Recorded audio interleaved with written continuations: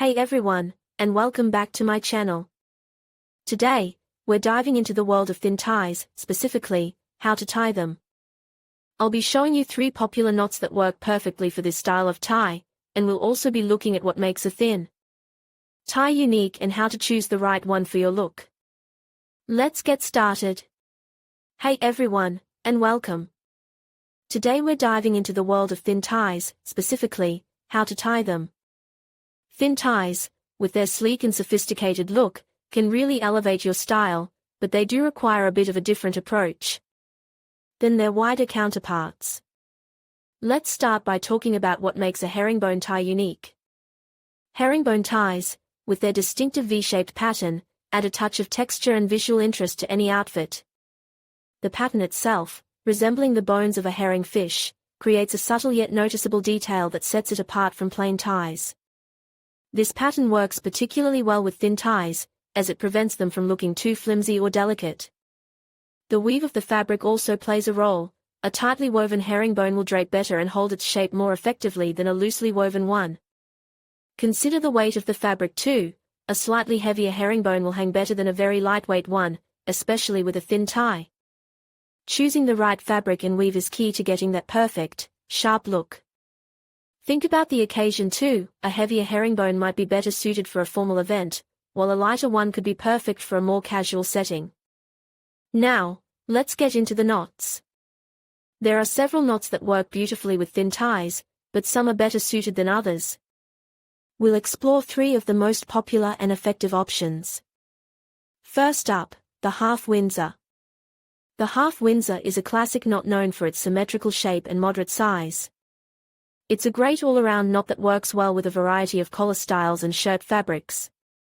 Because it's not too bulky, it's perfect for thin ties, preventing them from looking overwhelmed.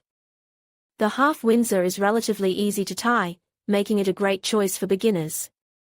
The key is to keep the knot neat and symmetrical. A slightly loose half Windsor on a thin tie can look sloppy, so take your time and ensure each step is precise. Practice makes perfect, and you'll soon master this elegant knot. Next, we have the Windsor knot. The Windsor is a larger, more formal knot, and while it might seem counterintuitive to use it with a thin tie, it can actually work surprisingly well. The key here is to use a tie that's long enough to accommodate the size of the knot without looking stretched or strained. A well-tied Windsor on a thin tie can create a sophisticated and powerful look, ideal for more formal occasions.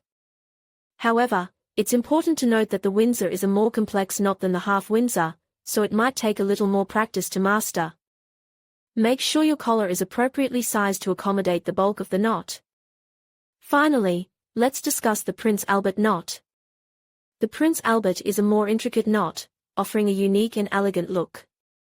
It's a larger knot, similar in size to the full Windsor, but with a more complex structure and a distinctive dimple. This knot adds a touch of sophistication and flair, and while it might seem daunting at first, it's surprisingly easy to master once you get the hang of it.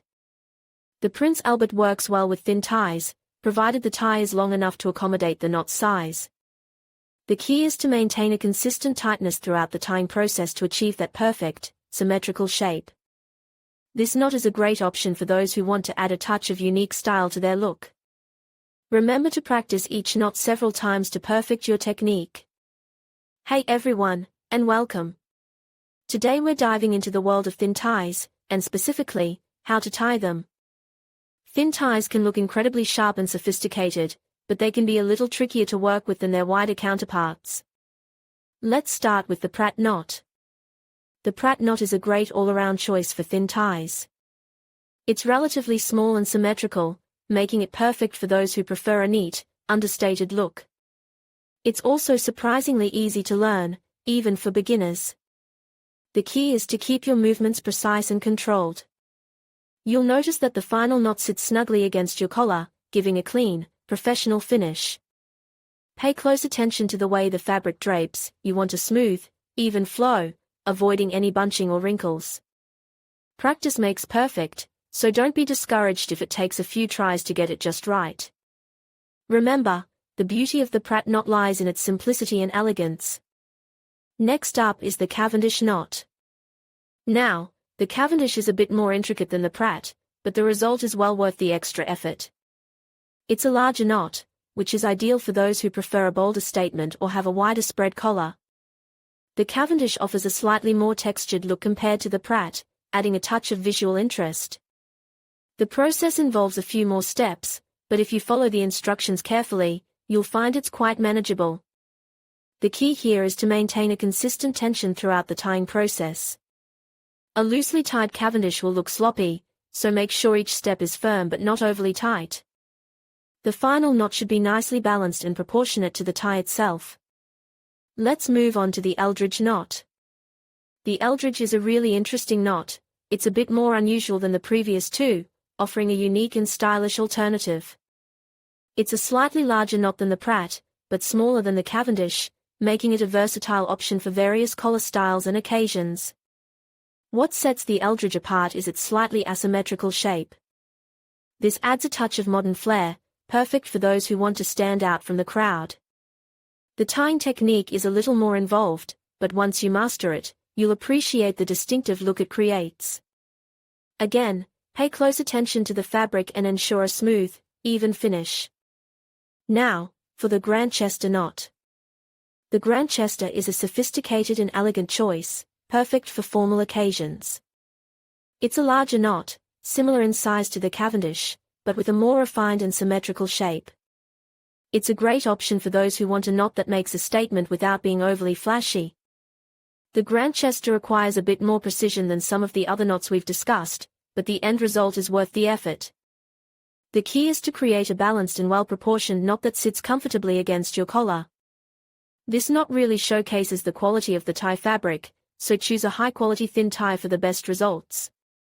Finally, let's look at an easy way to tie a thin tie.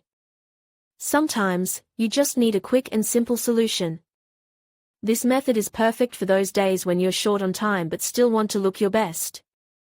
It's a simplified version of a more traditional knot, sacrificing a little bit of complexity for speed and ease. It's not as visually striking as some of the other knots, but it's perfectly acceptable for everyday wear, especially if you're new to tying thin ties. The key is to practice this method a few times to get a feel for the right tension and placement. Even a simple knot can look sharp if it's tied correctly. And remember, confidence is key.